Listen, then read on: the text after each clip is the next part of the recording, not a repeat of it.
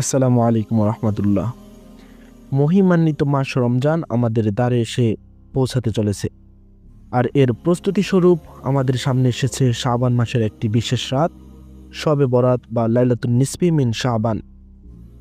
এই মাসটি শুধুমাত্র শবে বরাতের জন্য নয়, বরং আল্লাহর ক্ষমা, আত্মশুদ্ধি এবং রমজানের প্রস্তুতির একটি বিশেষ সুযোগ। শবে বরাত বা লাইলাতুন নিসফি মিন শাবান হলো শাবান মাসের 15তম রাত। এ রাতে আল্লাহ সুবহানাহু ওয়া তাআলা বান্দাদের ক্ষমা করার জন্য বিশেষ দয়ালু মনোভাব প্রকাশ করেন। এই রাতটিকে ক্ষমার রাত বলা হয়। মুসলিমরা এই রাতে ইবাদত, দোয়া তথা শাবান মাসের 15 তারিখের রাতে ক্ষমা প্রার্থনা করেন। 2025 সালের শবে বরাতের রাত 14ই ফেব্রুয়ারি শুক্রবার দিবাগত রাতে পড়েছে, কেননা আরবি মাস ও তারিখ সন্ধ্যায় চাঁদ ওঠার সাথে সাথে শুরু হয়, পরবর্তী সন্ধ্যা পর্যন্ত একই তারিখ থাকে। সেই হিসেবে 14ই শাবান 1446 হিজরি অর্থাৎ 14ই ফেব্রুয়ারি 2025 খ্রিস্টাব্দ দিবাগত রাতটি শবে বরাত হিসেবে পালিত হবে, যেটা মূলত 15ই শাবানের রাত।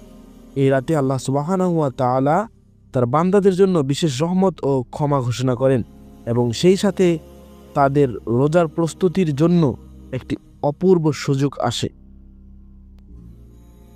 2025 সালের শাবানের রোজার তারিখ এবং সময়সূচি: যারা 3 দিন রোজা রাখতে চান, শবে বরাতের জন্য বুধবার রাতে সেহরি খেয়ে বৃহস্পতিবার 13ই ফেব্রুয়ারি 2025, শুক্রবার 14ই ফেব্রুয়ারি 2025 এবং শনিবার 15ই ফেব্রুয়ারি 2025 রোজা রাখতে পারেন।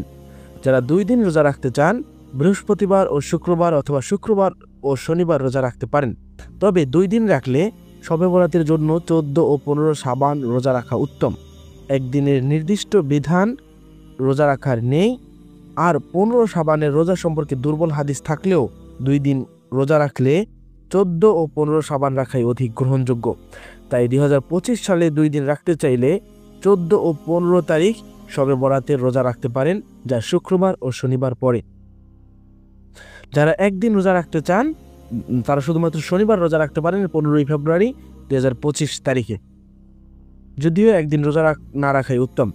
ঢাকা ও তার পার্শ্ববর্তী এলাকার জন্য 3 দিন সেহরির শেষ সময় যথাক্রমে 5:10, 5:11 ও 5:12 এবং ইফতারের সময় 5:56, 5:57 ও 5:58। তিরমিজি শরীফের 739 নম্বর হাদিসে উল্লেখ আছে, যখন শাবানের মধ্যরাত্রি আসবে তখন রাত্রি ইবাদতে কাটাও এবং পরদিন রোজা রাখো।